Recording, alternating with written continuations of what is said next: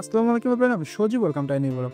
এই শীতে আমি আমার মুরগির বাচ্চাগুলোকে কিভাবে যত্ন নেই সেই টিপস অ্যান্ড ট্রিক্স শেয়ার করব আজকের ভিডিওতে। তো চলুন শুরু করা যাক। প্রথমে আমি আমার খামারে ঢোকার সাথে সাথে আমার খাঁচার যে সামনে যে কার্টুনটা থাকে সেই কার্টুনটা সরিয়ে ফেলি এবং উপরের কার্টুনটাও সরিয়ে ফেলি। তারপরে হচ্ছে ওদের যে খাবারের বাটিটা থাকে সেই খাবারের বাটিটা দেখতে পারতেছো রাতে ওরা খাবারটা খেয়ে কিন্তু একদম শেষ করে ফেলছে। এবং হচ্ছে ওদের যে খাবারের পানি জাতীয় বোতলটা আছে সেই বোতলটাও কিন্তু আমি বের করে ফেলি। এরপর হচ্ছে ওদের যে খাবারটা আমি দেই, এখানে খাবারটা আছে সোনালী যে স্টার্টার আছে সেই স্টার্টার খাবারটা। তোমরা মাঝে মধ্যে যে কাজটা করো সোনালী স্টার্টারের ক্ষেত্রে তোমরা ব্রয়লারের স্টার্টার খাবারটাও কিন্তু দিয়ে দাও। সেই ক্ষেত্রে এই ভুলটা করা যাবে না কখনো, এতে দেখা যায় মুরগি কিন্তু হিতে বিপরীত হয়।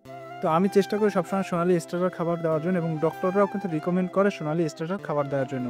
আমি ওদের এক বেলার জন্য হচ্ছে এই বাটিটা একদম ফুল করে দিই। সকালে একবার যদি ফুল করে দিই এবং বিকেলে একবার ফুল করে দিলি তাহলে কিন্তু ওদের হয়ে যায়। যেহেতু এখানে মুরগির বাচ্চার পরিমাণ খুবই কম, মাত্র 18 পিস মুরগির বাচ্চা আছে। কারণ হচ্ছে এইবার হচ্ছে আমি খুব কম ডিম দিয়েছিলাম, যেহেতু কৃত্রিম প্রজনন করেছিলাম। আমি আসলে দেখেছিলাম যে ডিমগুলো বীজ ডিম হয় কিনা, এজন্য হচ্ছে আমি আসলে কিছু টেস্ট করার জন্য আমি হচ্ছে মুরগির ডিমগুলো দিয়েছিলাম ফুটানোর জন্য। এবং আমি হচ্ছে যে খাবারটি অবশিষ্ট আছে সেই অবশিষ্ট খাবারটাকে গিট দিয়ে হচ্ছে আবার কিন্তু সুন্দরভাবে রেখে দিই। এখন তোমরা একটা জিনিস খেয়াল করো, দেখো আমার এখানে যে জানালাটা আছে, মানে যে সাইডটা ফাঁকা আছে ওই সাইড দিয়ে কিন্তু সরাসরি হচ্ছে রোদ এসে কিন্তু আমার এই খাঁচাটার উপর পড়ে। এই জন্য হচ্ছে আমি খাঁচার উপরে যে কার্টুনটা দেওয়া থাকে দিনে সেই কার্টুনটাকে সরাই ফেলি এবং হচ্ছে বাম সাইডে তোমরা দেখতে পাচ্ছ মানে ফ্রন্ট সাইডে যে কার্টুনটা থাকে ওইটা একটু সরাই রাখি। এর একটা রিজন হচ্ছে যাতে ভিতরে যে গ্যাসটা হয় ওই গ্যাসটা যেন বের হয়ে যাইতে পারে। তোমরা দেখতে পাচ্ছ যে আমার মুরগির বাচ্চাগুলোর গায়ে কিন্তু একদম সরাসরি রোদ এসে পড়তেছে। এর মানে হচ্ছে তুমি ন্যাচারালি ওদের কিন্তু গ্রোথটা নিয়ে আসতে পারবা। কারণ হচ্ছে যখন মুরগির গায়ে মানে রোদ লাগবে, বাতাস লাগবে হালকা, তখন দেখতে পারবা যে মুরগির বাচ্চাগুলো কিন্তু একদম ঝরঝরা হয়ে গেছে। তো এই জন্য চেষ্টা করবো সবসময় মুরগিকে একটু হলেও রোদে রাখার জন্য এই শীতে অন্তত পক্ষে। দেখতে পারতেছো আমার খাঁচাটার ভিতরে কিন্তু রোদ এসে পড়তেছে। এই জন্য হচ্ছে আমি কিন্তু উপরের যে কার্টুনটা আছে সেই কার্টুনটাকে সরাই ফেলি।